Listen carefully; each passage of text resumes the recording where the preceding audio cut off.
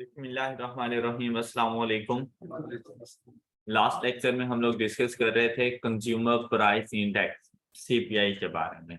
बेटा सिंपल सा क्वेश्चन होता है कंज्यूमर प्राइस इंडेक्स से रेलिवेंट कि आपको एक डाटा प्रोवाइड किया जाता है और आपसे कहा जाता है कि कॉस्ट ऑफ लिविंग इंडेक्स बताते हैं, सीपीआई बताते हैं यूजिंग एग्रीगेटिव एक्सपेंडिचर मेथड और using family budget method.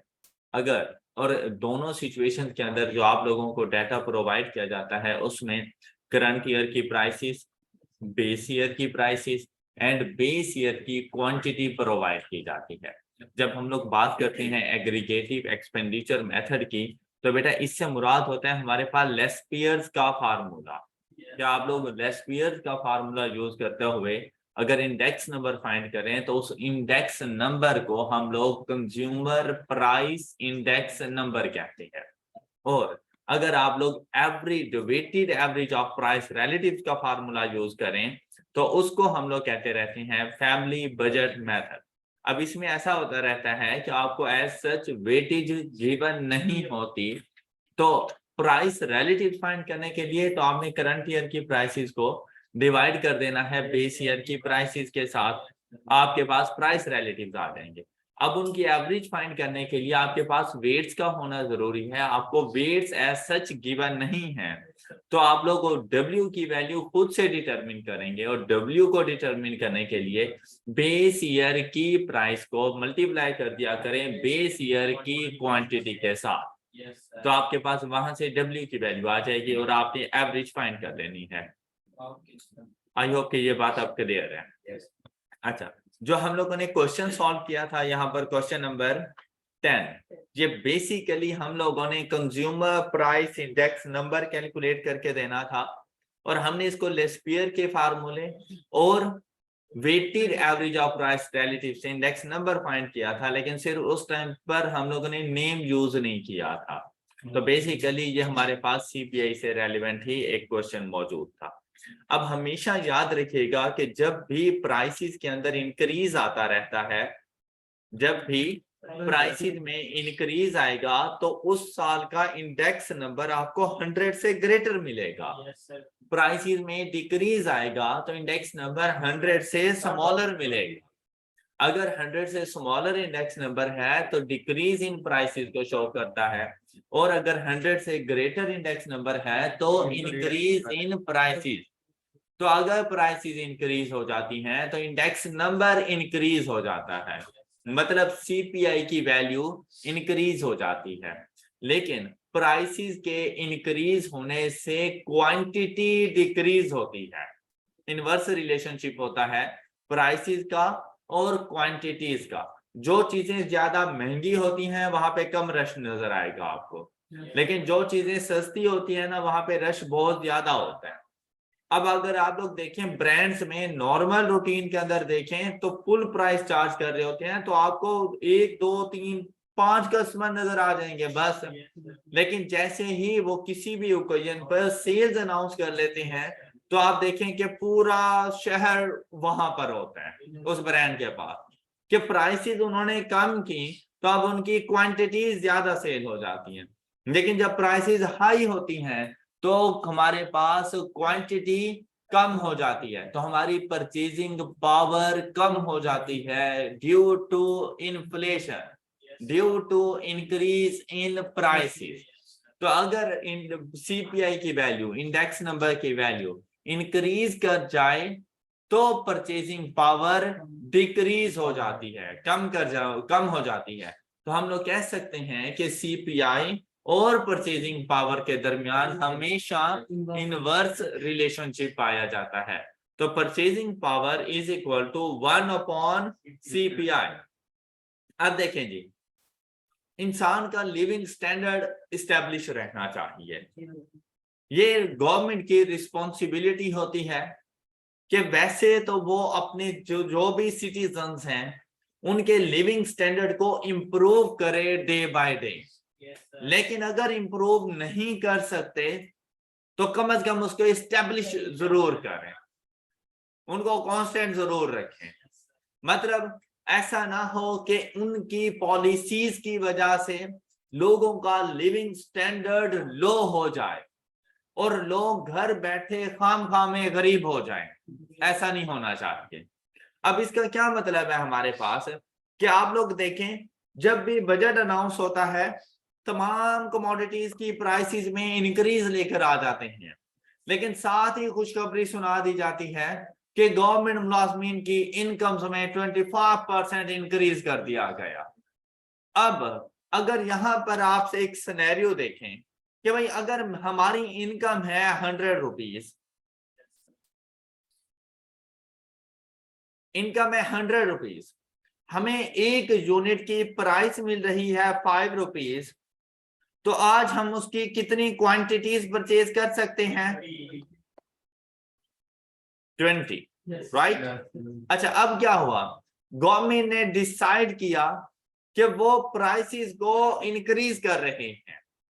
Government ने डिसाइड किया कि प्राइसेस को इंक्रीज कर रहे हैं, उन्होंने प्राइसेस को इंक्रीज करके 10 कर दिया, प्राइसेस को इंक्रीज करके 10 कर दिया। अब क्या हुआ, मैं कितनी क्वांटिटी परचेज कर पाऊंगा?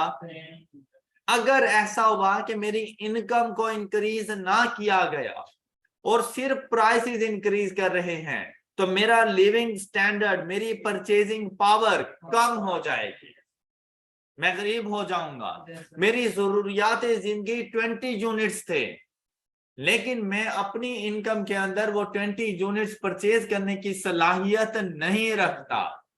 अब गवर्नमेंट क्या करती है कि जिस लिहाज से वो इन्फ्लेशन लेकर आती है, उसी लिहाज से उसे चाहिए कि वो इनकम में भी इंक्रीज करे।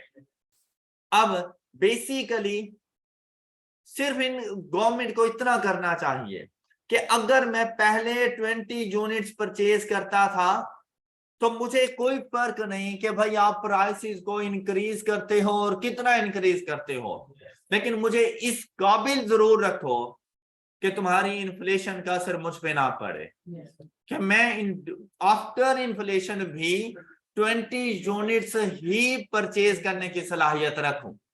इसका क्या मतलब है कि मेरी इनकम को अब 200 हो जाना चाहिए। अब अगर वो इन्फ्लेशन करें, प्राइसेस इंक्रीज करें, लेकिन साथ ही मेरी इनकम भी बढ़ा दें, मुझे कोई फर्क नहीं पड़ेगा, ना तो मैं अमीर हुआ ना ही मैं गरीब हुआ। ये बात समझ आ गई आप बच्चों को? अब देखिए, अगर वो 10 रुपीज पर यूनिट प्राइस करते हैं तो मैं अपनी इस इनकम में कितने यूनिट परचेज कर पाऊंगा? मुझे फर्क नहीं पड़ने वाला। लेकिन इशू उस टाइम पर आता है जब इन्फ्लेशन में इंक्रीज ज्यादा होता है लेकिन सैलरी में इंक्रीज कम आ जाए, कि मेरी सैलरी 100 से 140 हो गई, इवन के 100 से 150 हो गई, लेकिन मैं फिर भी गरीब। बज़ाहिर ऐसा लिखता है कि जैसे 50 से मेरी सैलरी इंक्रीज हो गई, नहीं, ऐसा नहीं है। ड्यू टू इन्फ्लेशन मैं अब वो सलाहियत नहीं रखता कमोडिटीज को परचेज करने की जो मैं अपनी ओल्ड सैलरी के साथ रखता था। ऑल राइट, तो आपने तमाम चीजों को मल्टीपल फैक्टर्स के साथ देखना होता है। अब मुझे जो सैलरी मिल रही होती है वो डिफरेंट होती है, लेकिन इन एक्चुअल मेरी सैलरी डिफरेंट होनी चाहिए। मतलब इन्फ्लेशन की वजह से मेरी सैलरी कितनी होनी चाहिए थी? 200। कौन सी सैलरी? जो मेरी परचेजिंग पावर को इक्वल करते, जो मेरी परचेजिंग पावर को इक्वल करते, हम लोग उसे कहते रहते हैं रियल इनकम। उसे कहा जाता है रियल इनकम, ऐसी इनकम जिसमें हमारी परचेजिंग पावर सेम रहे, before inflation and after inflation, हमारी परचेजिंग पावर सेम रहे, तो ऐसी इनकम को कहा जाता है रियल इनकम। अब यहां पर देखें, रियल इनकम फाइंड करने का जो हमारे पास फार्मूला होता है, इनकम ऑफ करंट ईयर, कि जिस साल की रियल इनकम आपने कैलकुलेट करनी है, उस साल की इनकम लो जो आपको मिल रही है और उसको डिवाइड कर दो सीपीआई के साथ। Consumer CPI of current year, consumer price index, जिस साल की इनकम, जिस साल की रियल इनकम, इसको डिफ्लेटेड इनकम भी कहते रहते हैं, रियल इनकम या डिफ्लेटेड इनकम, ये बात याद रखिएगा, अक्सर पूछ लेते हैं। तो जिस साल की real income, deflated income calculate करनी हो तो आपने उस साल की जो इनकम आपको मिल रही है, करंट ईयर इनकम, को डिवाइड कर दो करंट ईयर के CPI और मल्टीप्लाई कर दो 100 के साथ, तो आपके पास रियल इनकम आ जाएगी।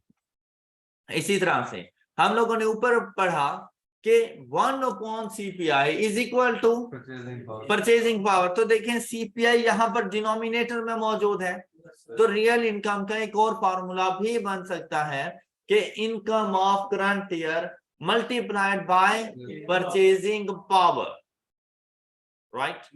Any show. अब इससे रेलेवेंट जो क्वेश्चन होता है वो बहुत सिंपल सा क्वेश्चन है, ये देखें, calculate real income of the workers. कैसे कैलकुलेट करेंगे? 2010 के लिए है तो 20,000 डिवाइडेड बाय 100 मल्टीप्लाइड बाय 100, तो 2010 की रियल इनकम, डिफ्लेटेड इनकम 20,000 ही होगी। इसी तरह से 21,000 divided by 98 and multiplied by 100,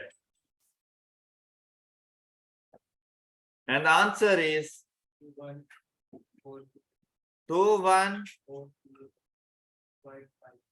24,000 divided by 105 multiplied by 100,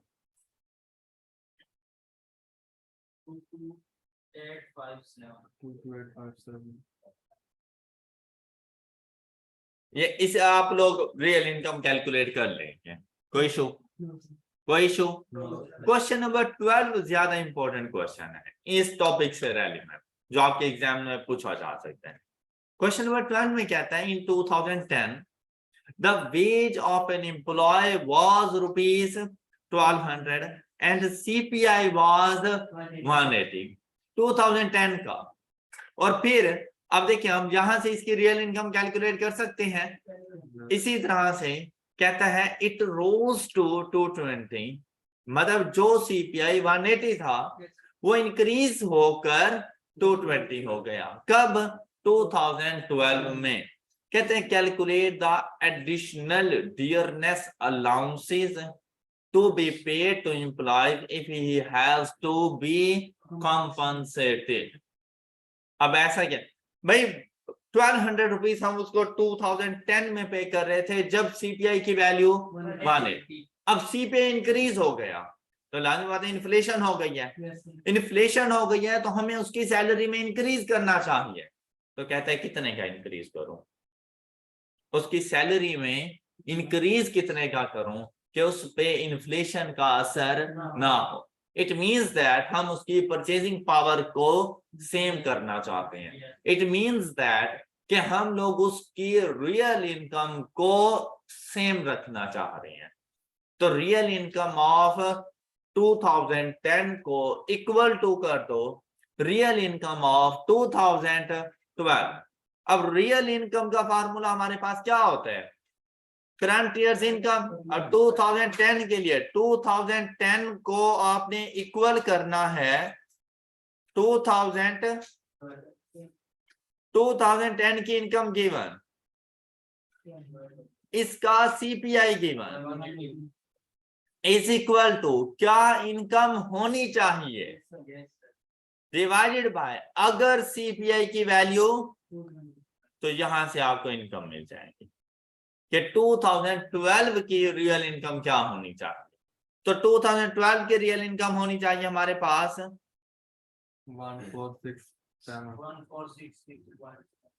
1467। अब हम उसे आंसर क्या करेंगे?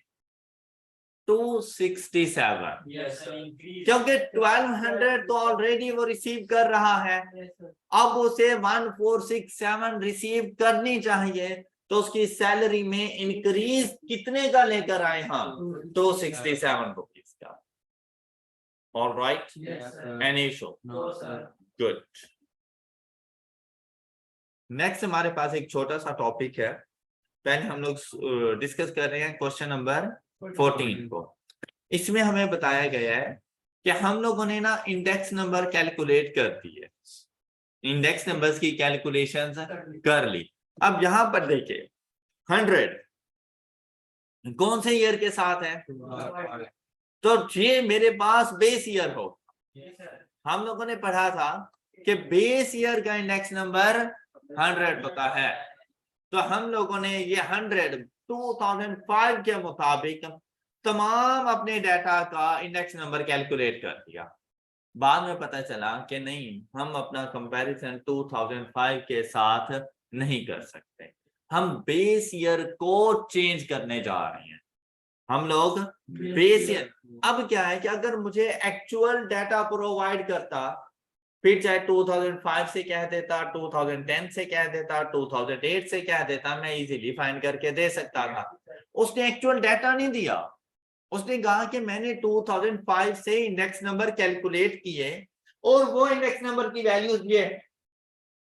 लेकिन अब मैं ये चाहता हूं कि मैं 2010 के मुताबिक इंडेक्स नंबर्स की कैलकुलेशंस करता, तो 2010 के मुताबिक इंडेक्स नंबर्स की वैल्यूज क्या बनेगी। अब इसे कहा जाता है change of base method, change of base. Clear. अब हम लोगों ने बेस ईयर को ही चेंज कर दिया। अब देखें मेरा न्यू बेस ईयर कौन सा है, तो ये तो कंफर्म है कि इसका न्यू इंडेक्स नंबर 100 हो जाएगा। All right, all right. अच्छा मुझे बताओ मैं इसको 100 करने के लिए क्या करूं, 2010 के इंडेक्स नंबर को 100 करने के लिए क्या करूं, 250 से डिवाइड करूं एंड मल्टीप्लाइड बाय, क्या ये 100 हो जाएगा। बस यही ट्रीटमेंट आपने बाकी सबके साथ करते हैं, यही ट्रीटमेंट आपने बाकी सबके साथ करते हैं। क्या 100 divided by 250 and multiplied by 100 40। इसी तरह से 125 divided by multiplied by 50, 250 multiplied by 100 56, 150 divided by multiplied by 60, 200 divided by and multiplied by 80। All right. मतलब इन शॉर्ट अगर मैं आपसे कहूं, पहले आप लोग इंडेक्स नंबर फाइंड करने के लिए क्या करते थे, current year price divided by base year price and multiplied by 100। बेटा अगर यहाँ पे इंडेक्स नंबर्स हैं तो आप ऐसे समझ लो जैसे ये प्राइसेस हैं, आप भूल जाना कि ये इंडेक्स नंबर हैं। तो current year index number divided by base year index number multiplied by 100। मतलब कोई मेथड में चेंज नहीं है। आपने सपोज के 2007 का इंडेक्स नंबर फाइंड करना है, तो 2007 का index divided by base year का इंडेक्स मल्टीप्लाइड बाय 100।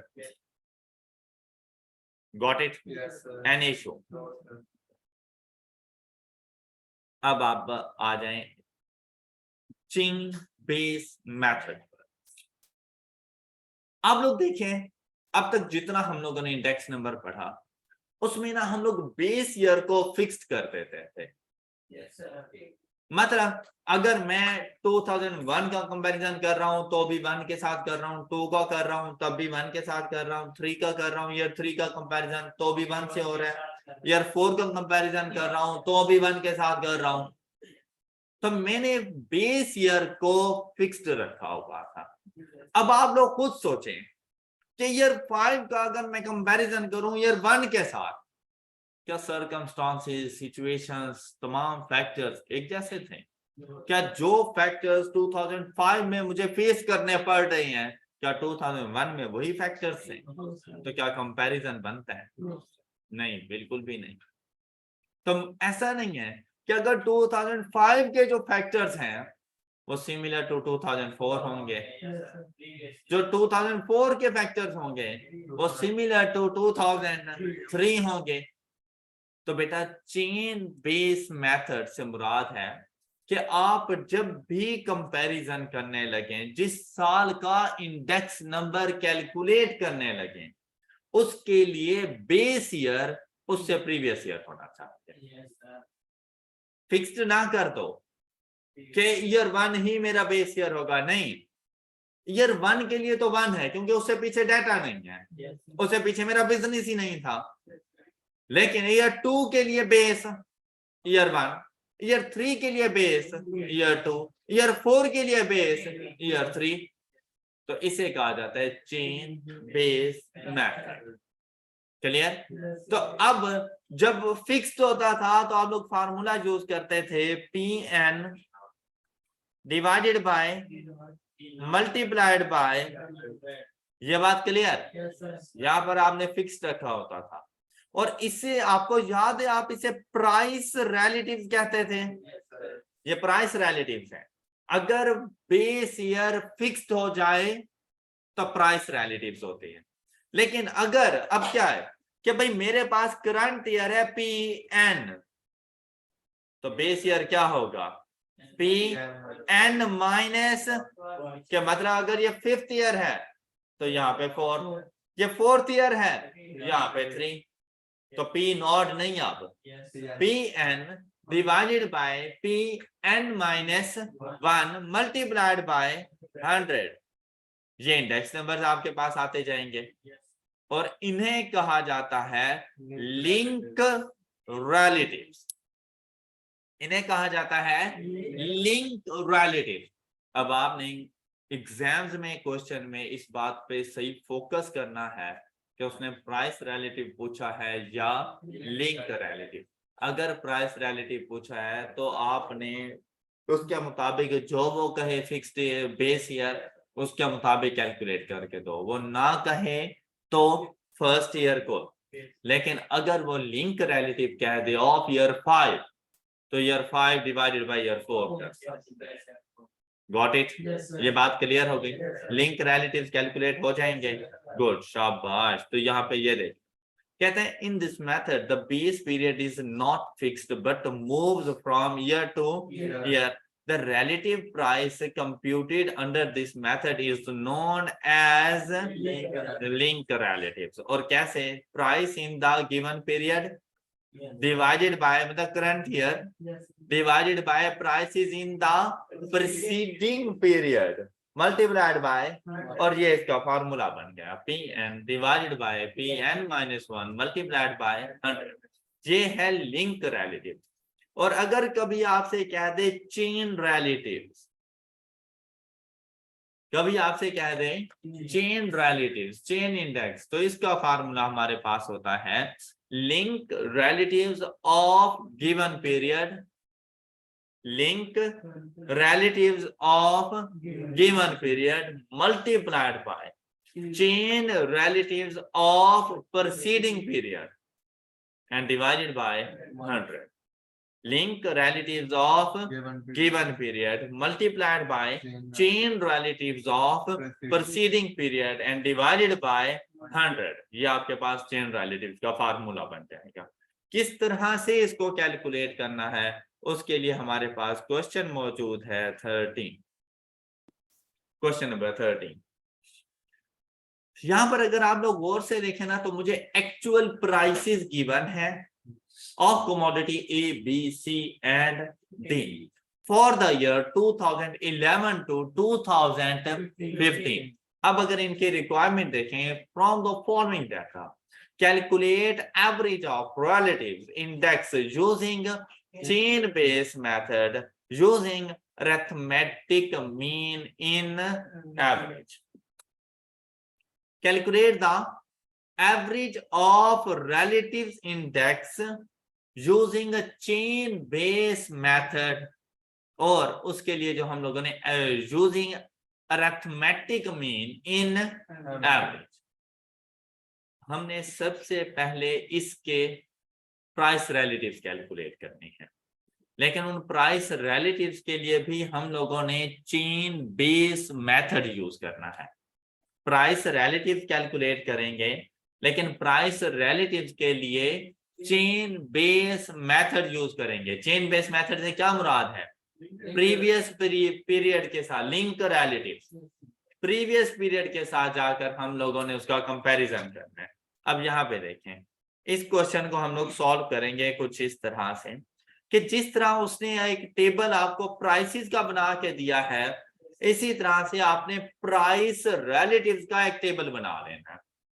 आप लोगों ने प्राइस रिलेटिव्स का एक टेबल बना लेना है। मतलब एक, अब यहां पर देख, अगर कमोडिटी ए है, कमोडिटी ए और 2011, तो इसके लिए तो वैल्यूज हमारे पास 100 ही आती जाएंगी। फर्स्ट ईयर, अच्छा अगर बेस ईयर फिक्स्ड है तो जो बेस ईयर होता है उसका इंडेक्स नंबर 100 होता है। और अगर चेन बेस मेथड है तो आपके डेटा का फर्स्ट ईयर उसका इंडेक्स नंबर 100। क्लियर? बात क्लियर? अब अगर 2012 में जाएं तो 4 डिवाइडेड बाय 2, तो इसकी वैल्यू क्या बन जाएगी? 200। 4.5 divided by 3, 150। 12 divided by 10, 120। 6 divided by 8, अब वैल्यूज में डिक्रीज आ गया, 75। आपको ये बात समझ आ गई?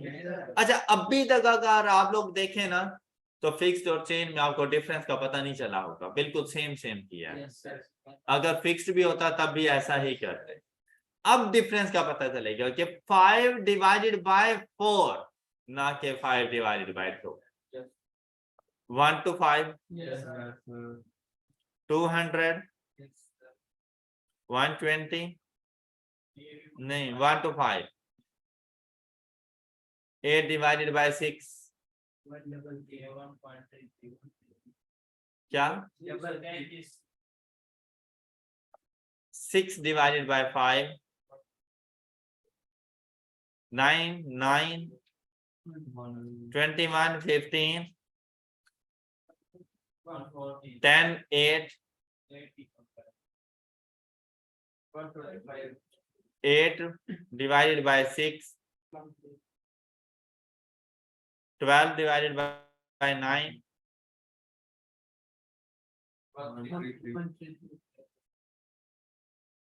21, 21, 16, 10।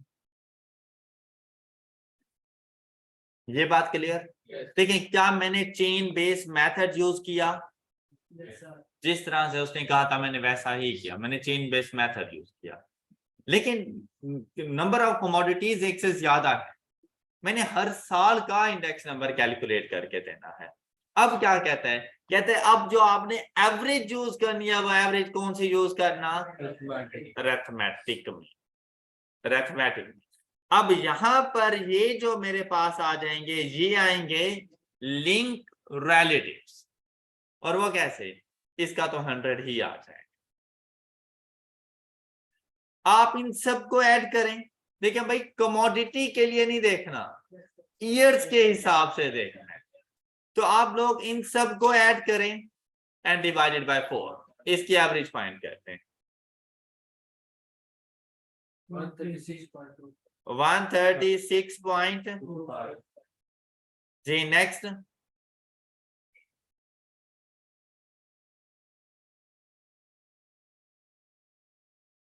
145.7। जी नेक्स्ट, 121.25। नेक्स्ट,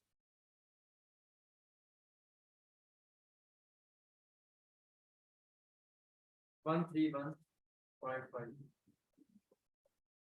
ये बातें सब बच्चों को क्लियर? अब देखिए भाई, मैंने ना उसे चेन इंडेक्स नंबर भी फाइंड करके देने हैं, इस वजह से मैं तमाम डाटा के लिए ये सब कुछ कर रहा हूँ। सपोज अगर मुझे ये डाटा दिया जाता और मुझसे सिर्फ ये कहा जाता है कि ये 2004 के लिंक रिलेटिव्स बताओ, तो मैं इनको डिवाइड करता 2013 के साथ और मेरे पास ये वैल्यूज आ जाती और इनकी मैं एवरेज कैलकुलेट करके उसे आंसर कर देता 121.25 के link relative of year 2014 is 121.25। कर लेंगे ना आप इतना? अब अगर आपसे पूछा जाता कि आप इसके चेन इंडिसेस भी फाइंड करके दें, चेन रिलेटिव्स, तो उसका फार्मूला हमारे पास था link relatives of given period current year multiplied by chain indices, chain relatives of preceding period and divided by 100।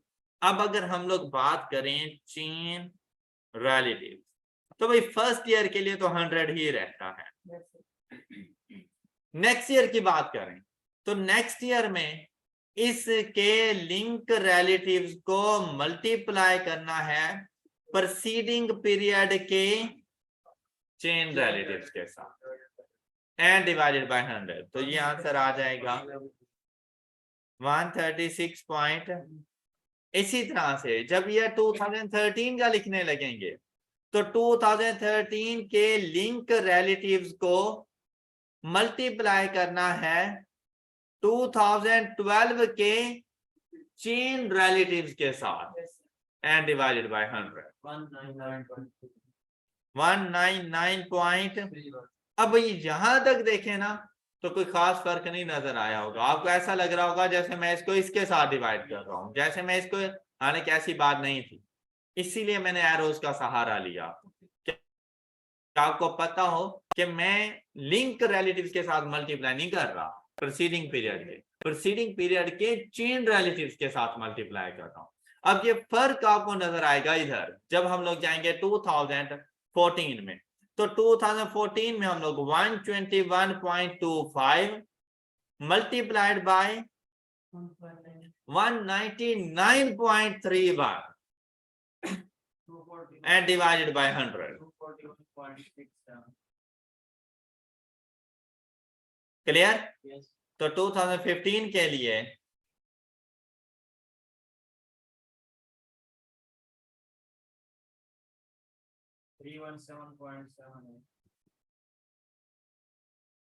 ये बात आपको समझ आ गई? अच्छा, अब देखें भाई लिंक रिलेटिव्स तो किसी भी टाइम पीरियड का कहेगा ना, हम इजीली उसे सॉल्व करके दे देंगे, उसमें कोई इशू नहीं है।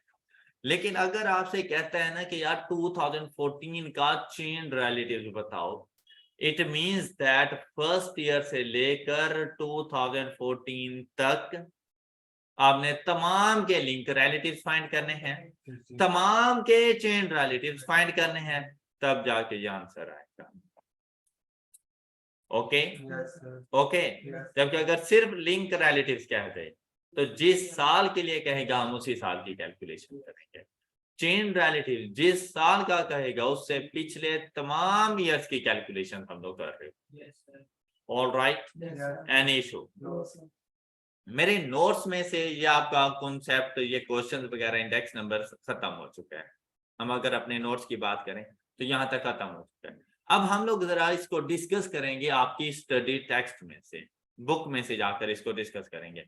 यहाँ पर एक थ्योरी का क्वेश्चन याद रखिएगा, हम लोगों ने चैप्टर 8 में जब ज्योमेट्रिक मीन पढ़ रहे थे वहां पर भी डिस्कस किया था कि ज्योमेट्रिक मीन हम लोग कब कब कैलकुलेट करते हैं। तो उसमें हमने कहा था कि अगर हमारे पास ratio, percentages, rate of change और इंडेक्स नंबर्स हो तो ज्योमेट्रिक मीन यूज होता रहता है। क्लियर? तो अगर थ्योरेटिकली आपसे पूछा जाए which average is suitable for indices, तो आपने ज्योमेट्रिक मीन को टिक करना है, अगर थ्योरेटिकली पूछा जाए। लेकिन अगर न्यूमेरिकली आपसे कहा जाए कि आपने एवरेज यूज करके इंडेक्स नंबर फाइंड करके देना है और क्वेश्चन साइलेंट हो, तो आपने अरिथमेटिक मीन यूज करना है।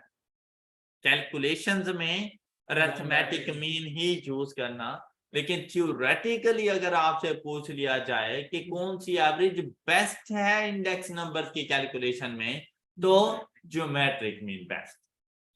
Right?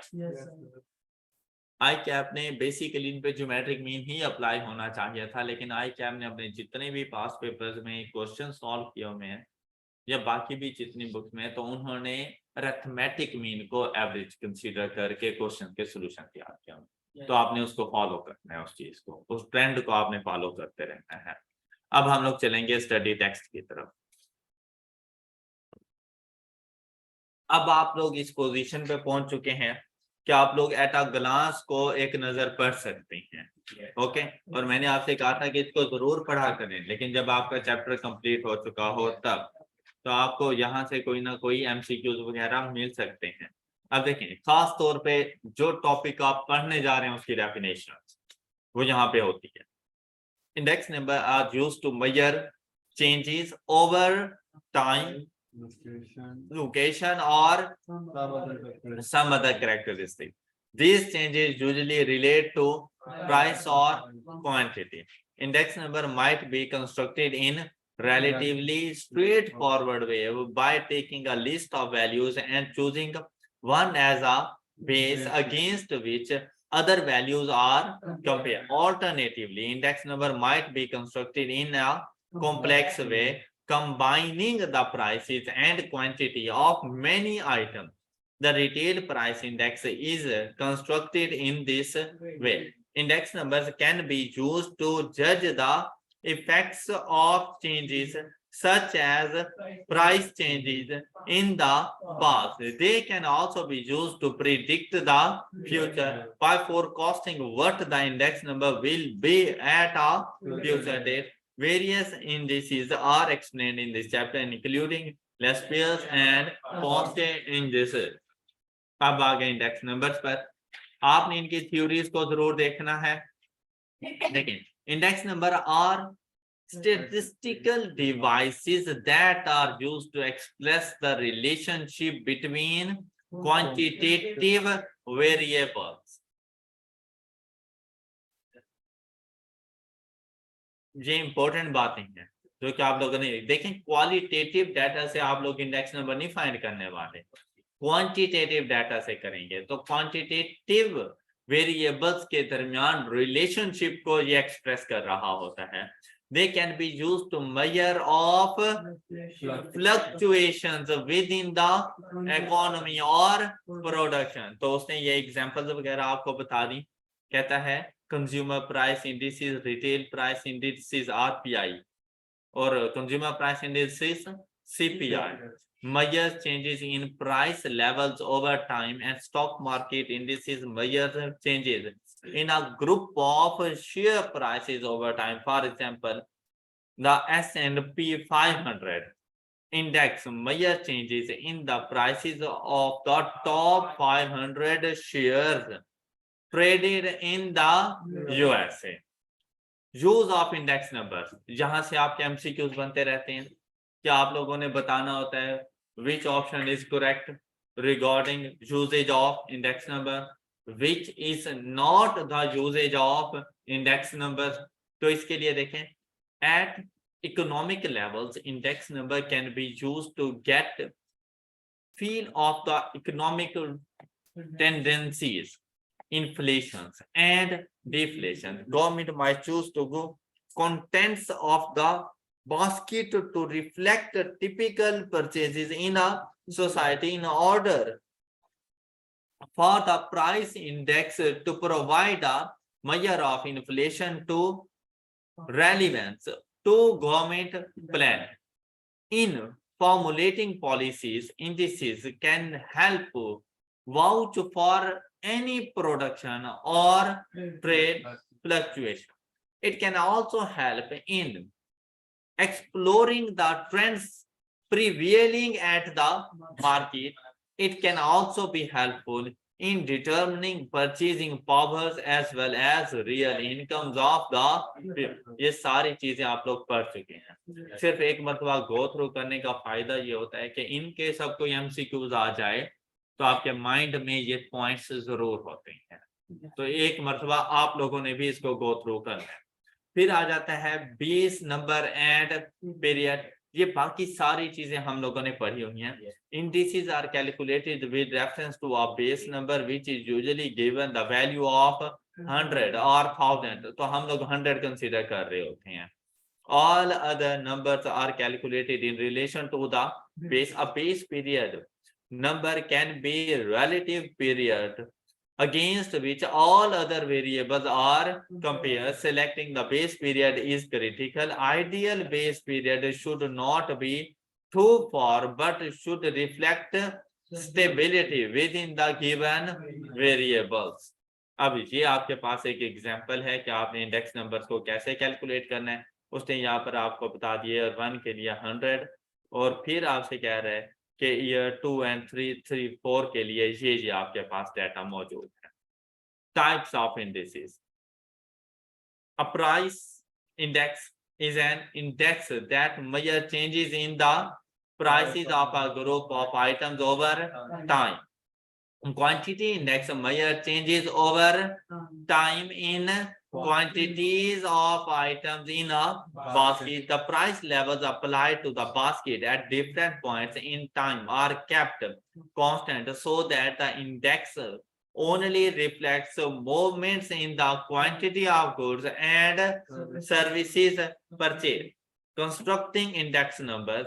There are following ways to construct index number. सबसे पहला हमारे पास सिंपल इंडेक्स नंबर जिसमें सिंगल कमोडिटी हमारे पास आ रही होती है, where we are interested in information about a single item of calculations of index numbers is straightforward. One of the period is taken as base period and price or quantity of each item is taken as the percentage of the prices और quantities of the base, इसीलिए multiplied by 100 किया जाता है. At times index is taken as the average of the percentages. तो ये उसने formulas हमें लिख कर दे दिए हैं, ये इसकी एग्जांपल आ गई है।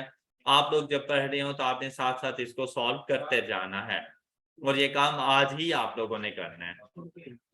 Sometimes an index is adjusted to change its base year. So the new index numbers are constructed by dividing the existing index number in each year by existing index numbers for new base year and multiply the results by 100.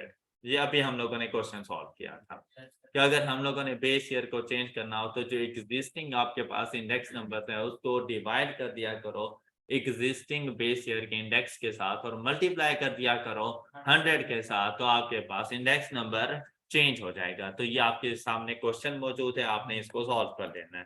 Alternatively, the price or quantity of the period is divided by the price or quantity of the way multiplied the results by 100 अगर given है तो आप लोग ऐसा कर सकते हैं कि अगर आपको क्वांटिटीज और प्राइसेस ही गिवन है, जैसे यहाँ पर एक्चुअल प्राइसेस गिवन है और उसने इंडेक्स नंबर कैलकुलेट किया अकॉर्डिंग टू 2013, उसके बाद कहते हैं यार 2011 के मुताबिक करो, तो भाई आप भूल जाओगे आपने 2013 से कैलकुलेट किया, 11 के मुताबिक कैलकुलेट कर लो।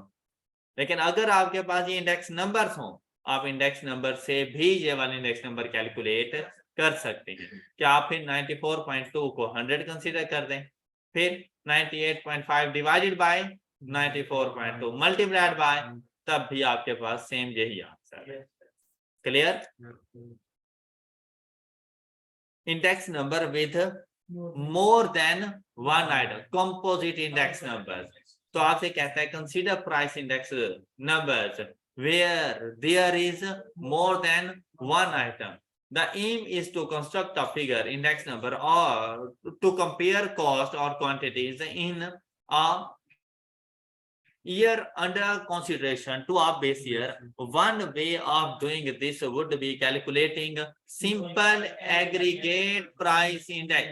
आप लोगों ने जितना पढ़ा हुआ है, आप लोगों ने ज्यादा अच्छे से पढ़ा हुआ है और बहुत कुछ पढ़ा हुआ है, आपकी बुक्स में आपको इतनी चीजें नहीं मिलने वाली, लेकिन जितना कुछ है ये भी आपके लिए इम्पोर्टेंट है, तो आपने एक मतलब गो थ्रू जरूर करके जाना है।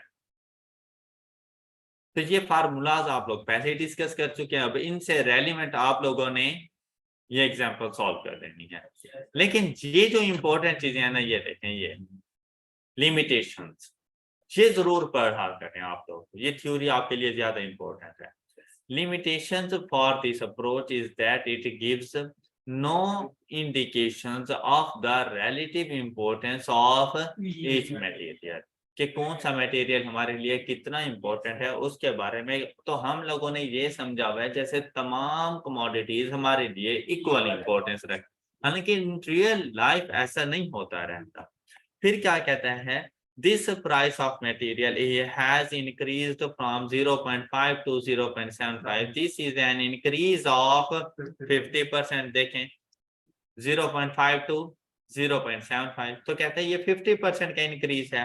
लेकिन यहाँ पर इंडेक्स नंबर हमारे पास क्या आ रहा है 113, और ये कितने परसेंट के इंक्रीज को शो कर रहा है 13% के इंक्रीज को शो कर रहा है।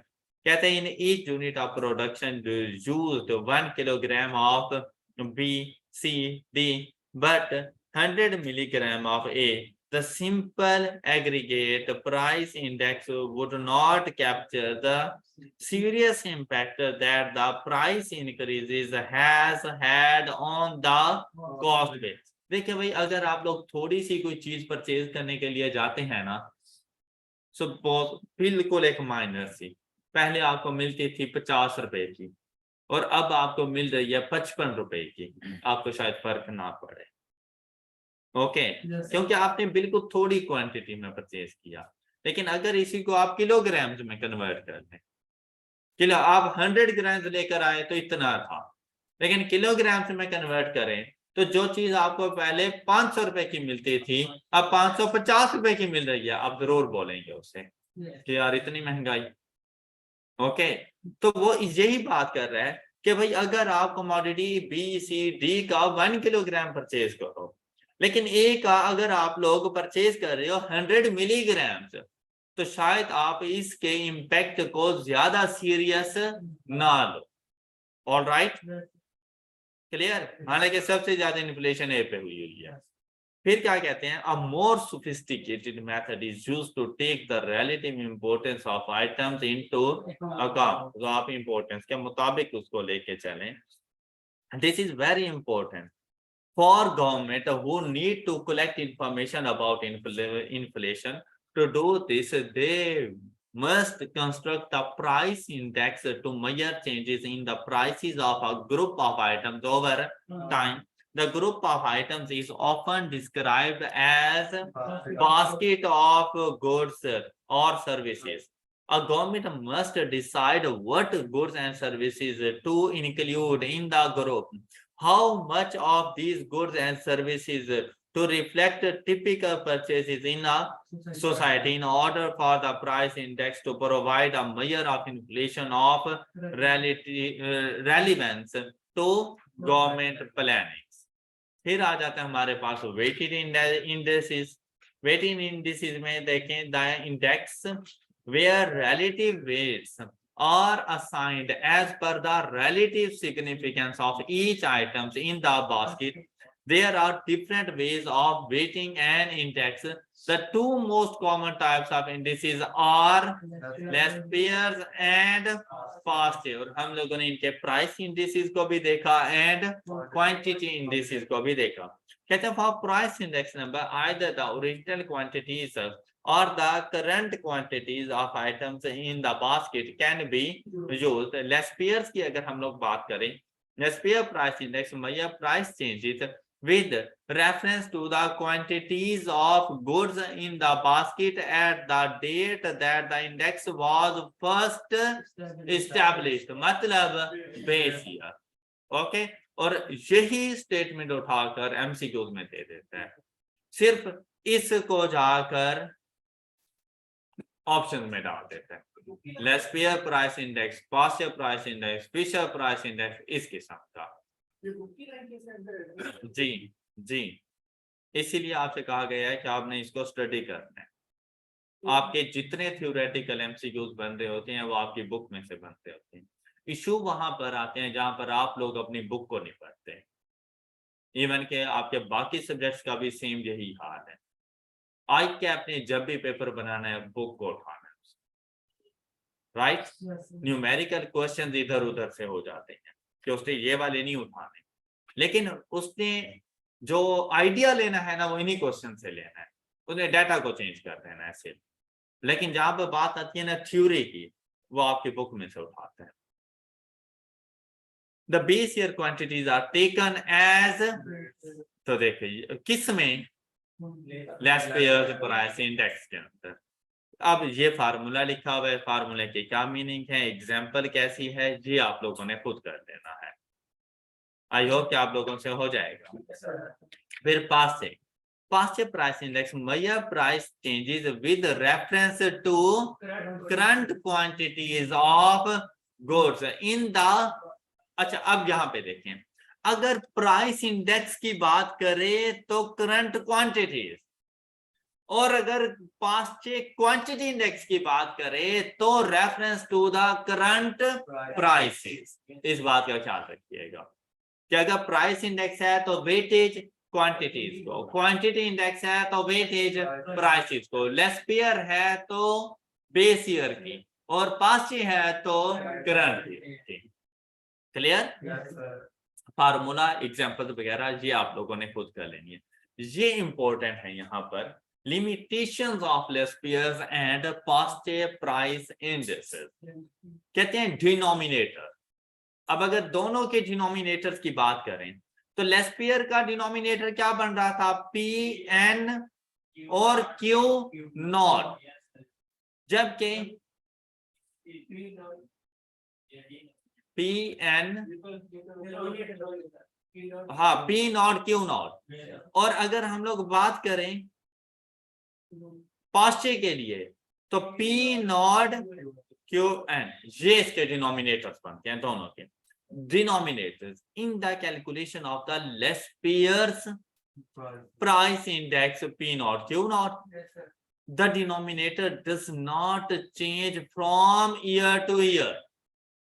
ऐसे ही है ना, जिस साल का मर्जी आप लोग इंडेक्स नंबर कैलकुलेट कर लो तो उसका कहते हैं कि डिनोमिनेटर चेंज नहीं हो रहा। The only new information that has to be collected each year is the price of the items in the, ऊपर आप लोगों ने प्राइसेस को देखना है सिर्फ पीएन के मुताबिक।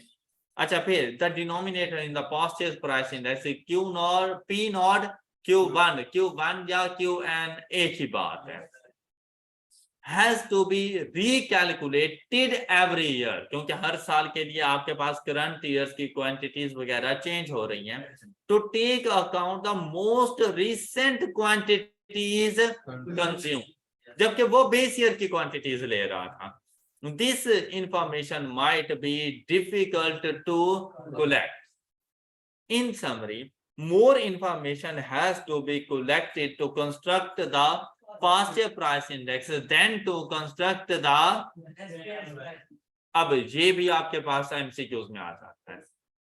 ओके, कौन सा इंडेक्स नंबर्स में आपको ज्यादा इंफॉर्मेशन की जरूरत होती है। अब अगर आपने ये ना पढ़ा हुआ तो आपको कभी नंबर पता चलेगा, तो हमेशा आप याद रखिएगा कि करंट ईयर की इंफॉर्मेशन लेना ज्यादा मुश्किल होता है, और अगर करंट ईयर मतलब पास्ट ईयर अगर आपने फाइंड करना है तो आपको ज्यादा स्ट्रगल करनी पड़ेगी, आपको ज्यादा इंफॉर्मेशन की जरूरत होनी है as compare to historical data easily available होता है, करंट ईयर का डाटा मुश्किल से मिलता है।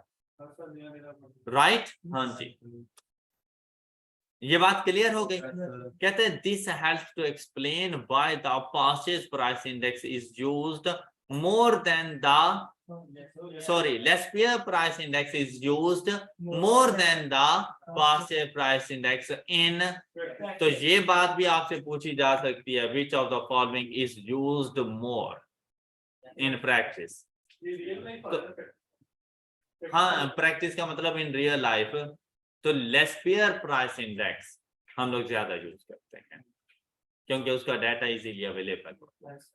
करंट क्वांटिटीज जब ली जाती हैं तो हर साल के लिए क्वांटिटीज ने चेंज हो जाना है, जबकि जब बेस ईयर की क्वांटिटी लेस पेयर के लिए ली जाती हैं तो जिस साल का मर्जी इंडेक्स नंबर कैलकुलेट करो, पी नॉट क्यू नॉट, वो तो बेस ईयर वाले ही रहेंगे, तो सेम रहते हैं वो। राइट? राइट? अब बात आती है इन्फ्लेशन की। Laissez-faire price index tends to overstate inflation. बता दिया था। अब देखिए जितनी इंपॉर्टेंट इंफॉर्मेशन होती है ना थ्योरेटिकल पॉइंट ऑफ व्यू से, वो हम लोग अपने लेक्चर में डिस्कस कर लेते हैं, लेकिन फिर भी आप अपनी बुक को रीड जरूर किया करें कि कोई ना कोई बात स्किप ना हो जाए। यही वजह है कि मैं इस चैप्टर के ऊपर आया, हालांकि सब कुछ पढ़ा चुके थे। Whereas the passive price index tends to, आप लोगों ने सिर्फ इतनी बात इसकी याद रखनी है, और इसके लिए क्या पढ़ा था हम लोगों ने, Punjab university. This is because consumers reacts to price increased by changing what they buy। तो ऐसी बात है ना कि जो चीज वो खरीद रहे होंगे उनकी प्राइसेस में जो इंक्रीज या डिक्रीज आएगा, उन्होंने उनके बारे में रिएक्ट करना है। डॉलर कितने का है, क्या मुझे और आपको कोई फर्क पड़ता है?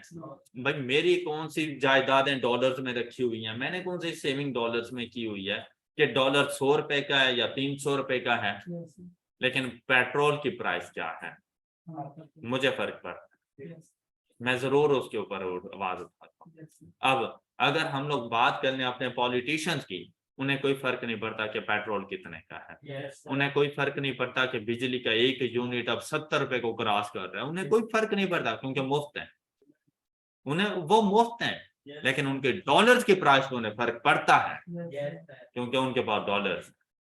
ये हम लोग हैं जो रुपीज में खेल रहे हैं, वो लोग रुपीज में डील करते ही नहीं है, वो करते ही डॉलर्स में डील है। जब उन्होंने सेल करना होता है तो प्राइसेस इंक्रीज कर देते हैं, जब उन्होंने परचेज करने होते हैं तो वो आप पे एहसान करके प्राइसेस डिक्रीज करते हैं, दोबारा से डॉलर परचेज करते हैं, फिर इंक्रीज कर देते हैं। ओके अच्छा, Laissez-faire index, which is based on quantities bought. Laissez-faire index, which is based on quantities bought in the, fails to account for the fact that people will buy less of those items which have risen in price more than others. These are retained in the index with the same weighting, even though the volume of consumption has fallen. ये over statement के लिए explanation थी लेस्पेयर्स की, कि वो over state क्यों करके बताता है, क्योंकि भाई वो क्वांटिटीज वही पुराने वाली ले रहा है जो सस्ते दामों हमें मिली थी। तो जब प्राइसेस कम थी बेस ईयर के अंदर तो उस टाइम हमने क्वांटिटी ज्यादा परचेज की थी। अब अगर प्राइसेस ज्यादा हो चुकी हैं तो इसका नेगेटिव इंपैक्ट आता है क्वांटिटीज के ऊपर। उसने तो इसको अकाउंट फॉर ही नहीं किया कि भाई जो चीज पहले मुझे 10 रुपए की मिलती थी और अब वो 20 रुपए की मिल रही है, मैं सेम क्वांटिटी में परचेज नहीं कर रहा। यही वजह है कि उसने इन्फ्लेशन को ओवरस्टेट करके बताया। उसने सेम वही कंसीडर किया जैसे आफ्टर इन्फ्लेशन लोग सेम क्वांटिटी ही परचेज कर रहे हैं। ओके, ये उसकी एक्सप्लेनेशन थी ओवर स्टेटमेंट की। फिर कहते हैं past index is based on the recent quantities purchased. This means that it has a focus which is biased to the cheaper items bought by consumers as a result of inflation. अब उसने क्या किया, उसने यही समझा कि आज के महंगाई के दौर में जो इतनी क्वांटिटीज ये अब परचेज कर रहे हैं, सस्ते दौर में भी इन्होंने इतनी क्वांटिटीज परचेज की होंगी। हाँ, क्या ऐसे ही था? जब चीजें सस्ती मिल रही थी तब हम लोगों ने क्वांटिटी ज्यादा परचेज की और उसने क्वांटिटीज को कम करके रखा हुआ है। तो इस वजह से ये इन्फ्लेशन को अंडरस्टेट करते। Got it? हाँ हाँ, ऐसे ही है। अब आ जाता है Fisher index. Fisher is also known as ideal in price index. Fisher index is a price index computed for a given period by taking the square root of the product of the purchase index value and the Lasphere index value. The result is that the Fisher Price Index measures price changes on the basis of the basket from both the base and current period. It is said to be the geometric mean of, और ये सारी बातें आप लोगों को बताई जा चुकी है। ये फार्मूला है इसका, यहाँ पर उन्होंने पहला लेस्पियर का फार्मूला लिख दिया, दूसरा पास्टे का फार्मूला, और ये इसका शॉर्ट फार्मूला बन गया। क्लियर? और ये आपने कैलकुलेशंस कर लेनी है। फिर क्वांटिटी इंडेक्स की बात आ जाती है। Laspeyres index uses the price level at the base period date, और इसी तरह से ये एग्जांपल आपने सॉल्व करनी है, लेकिन आप लोगों ने कैलकुलेटर के थ्रू सॉल्व करनी है, जस्ट आंसर मैच करनी है आप लोगों ने।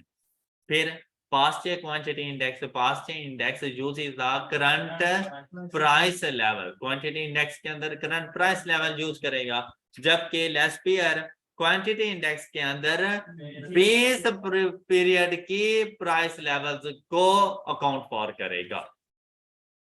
ये एग्जांपल आप लोगों ने सॉल्व कर ली। फिर आपके पास आ जाता है chain index series. Another way to calculating an index is to calculate a chain index series. A chain index series is an index series where each new value in the index is calculated based on the previous year. ये statement clear? फिर this type of index can be used to monitor trends in the past and use past trends to prepare a forecast for the future.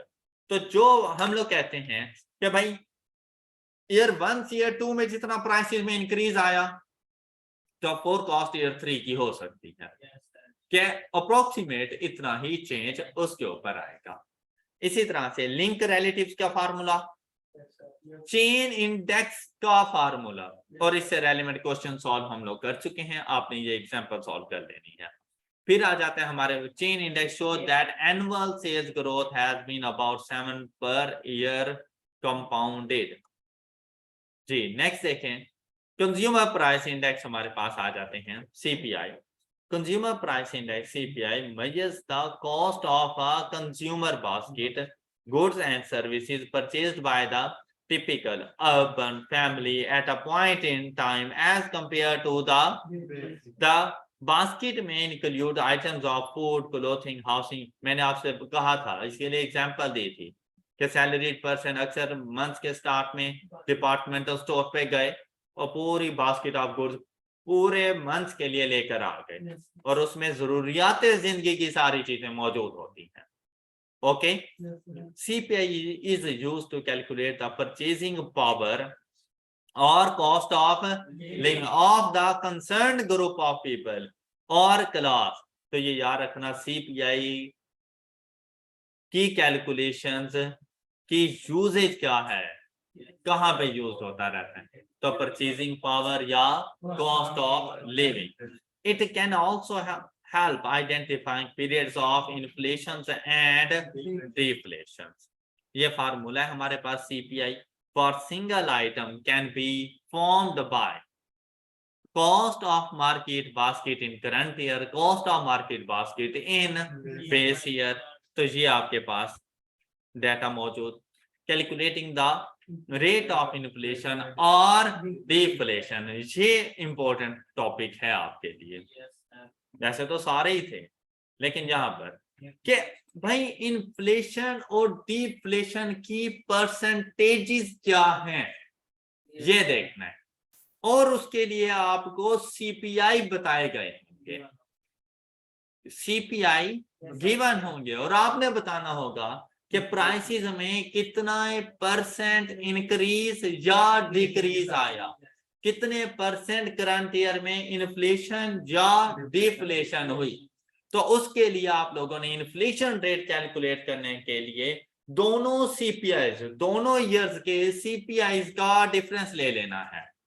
CPI 2 minus CPI और उसको divide, अब देखिए change किसके ऊपर आया होगा, CPI 1 पे या 2 पे, 1 पे, तो divided by CPI 1। All clear? तो आपके मल्टीप्लाइड बाय 100 करेंगे तो परसेंटेज में आंसर आ जाए। अगर ये आंसर है पॉजिटिव तो इन्फ्लेशन, और अगर है नेगेटिव तो उतने परसेंट डिफ्लेशन को शो करेगा। अब जैसे यहां पर देखें 9 to 10 120.18 100 है, फिर तो पता चल जाता है ना कि जितना इंक्रीज है। लेकिन हमारे पास 10 to 11, 10 के लिए हमारे पास था 120.8, 11 के लिए 112.79। आपने ये किया 112.79 माइनस 2010 का सीपीआई 120.18 डिवाइडेड बाय 2010 का सीपीआई 120.18। तो देखें 112 एंड 120 पता चल गया कि डिक्रीज है, लेकिन कितने परसेंट का डिक्रीज है, 6.15, डिफ्लेशन हुई है। अब चीज आपको मिल रही है 112 पर, जो कि बाद में 2012 में हो गई 116.21, तो 116.21 माइनस 112.1.79 डिवाइडेड बाय 112.79, तो 3.03% का इंक्रीज है, इन्फ्लेशन है in year 2012 as compare to 2011। Alright, फिर ये अब लास्ट टॉपिक है हमारे पास, nominal and real variable. Nominal and real variable. अब आपसे एमसीक्यूज में एक तो ये पूछे जा सकते हैं, inflation and deflation rate in percentages, तो अब आप इजीली उसे बता सकते हैं कि कितने परसेंट की इन्फ्लेशन या डिफ्लेशन हुई है। अब nominal and real variables, effects of inflation and deflation may change the real prices or values. Actual values a consumer, a bank would get would be determined by excluding the effect of inflation or deflation. Actual value उन्होंने वो receive करनी है। अगर हम लोग inflation और deflation के impact को खत्म कर दें तो, अब if the bank charges interest rate of, अब ये इसकी example, if the bank charges interest rate of 10% for the current year, मतलब अगर 100 रुपए का उसने आपको लोन दिया, आपसे कितनी रुपीज वो लेगा एक साल के बाद, 110 रुपए।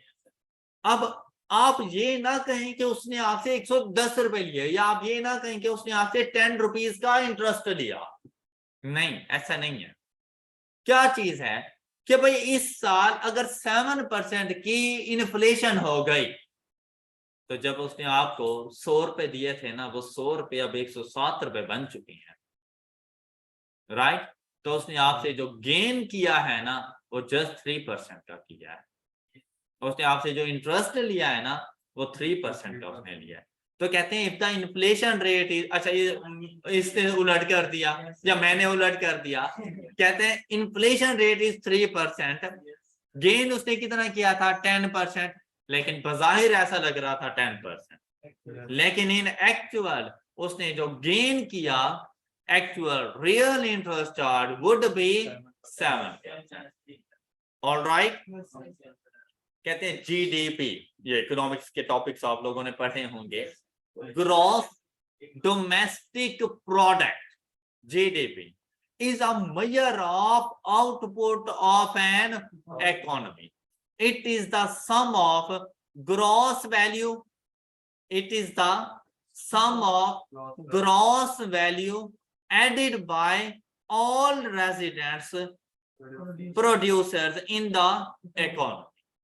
अब ये आपने जीडीपी को इस तरह से याद रखना है कि क्या आउटपुट ऑफ इकोनॉमी है, और ये क्या चीज होती है, sum of gross values added by all the resident producers in the economy. जबकि nominal GDP account for current prices in the economy and therefore affected by inflation in the real, वो ऊपर था nominal GDP और ये है Real GDP is in this respect provides for the actual effect of the output in the economy. अब इस चीज को समझने के लिए illustration देखें कि उसने 3 commodities ली, eggs, milk and bread, breakfast करवाने लगा है और 2019 के लिए उसने आपको क्वांटिटी बताई, प्राइस पर यूनिट बताया और आपको आउटपुट की वैल्यू बताई कि 2019 में आप 50 एग्स परचेज करते थे और एक एग की प्राइस थी 1.9, 95 रुपीज के एग्स आ जाते थे आपके पास, 60 milk at a rate of 1 तो 60 रुपीज पर किलोग्राम, और अब 55 ब्रेड 0.90 तो 49.5 की आपको ब्रेड मिल जाते थे। ये बात क्लियर? तो आप इनका जरा सम करें, इनका सम आपके पास क्या बन रहा है 204। अब ये जो 2009 की टोटल वैल्यू आपके पास आ रही है 204.5, ये क्या कहलाएगी नॉमिनल जीडीपी।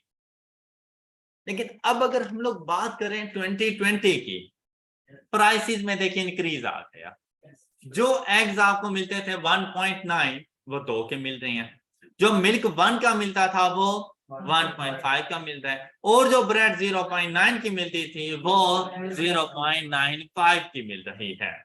ओके, अगर बजाहिर देखा जाए ना तो प्राइसेस में इंक्रीज की वजह से क्वांटिटीज डिक्रीज होती हैं, लेकिन भाई जब हम लोग छोटे थे हमारा एक रोटी से गुजारा हो जाता था, जैसे ही वक्त गुजरता जाएगा हम बड़े होते गए, क्या एक रोटी से गुजारा होना है?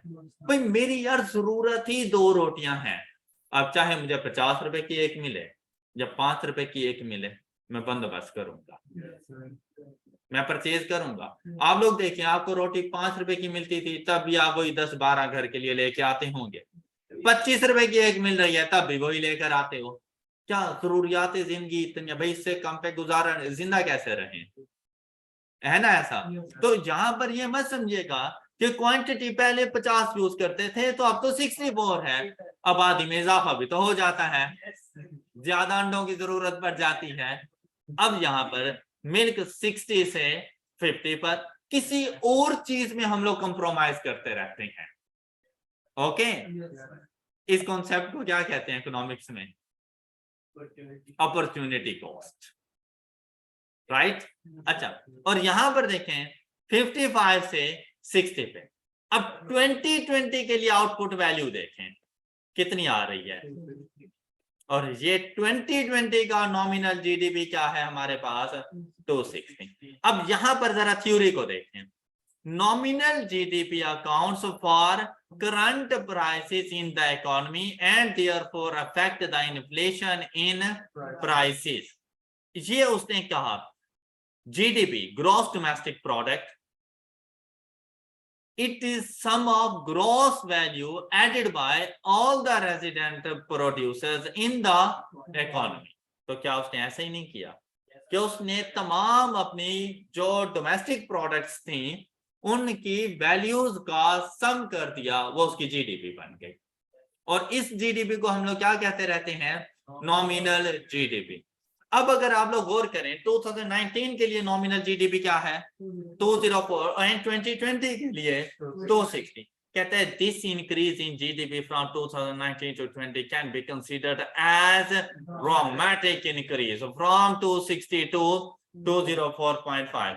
However the GDP in 2020 is likely to overstate the quantity of commodities and increases in GDP may be because of price increase of inflation। तो कहते हैं ये किस्म का ड्रामेटिक इंक्रीज हुआ पड़ा है। In order to determine actual value of output और real GDP, ये आपके पास nominal GDP था, the output value needs to be adjusted for changes in cost of commodities in the base year। तो आप लोग अपनी आउटपुट की वैल्यूज को एडजस्ट करो, क्योंकि ये जो 260 है ना ये बेसिकली 260 नहीं है।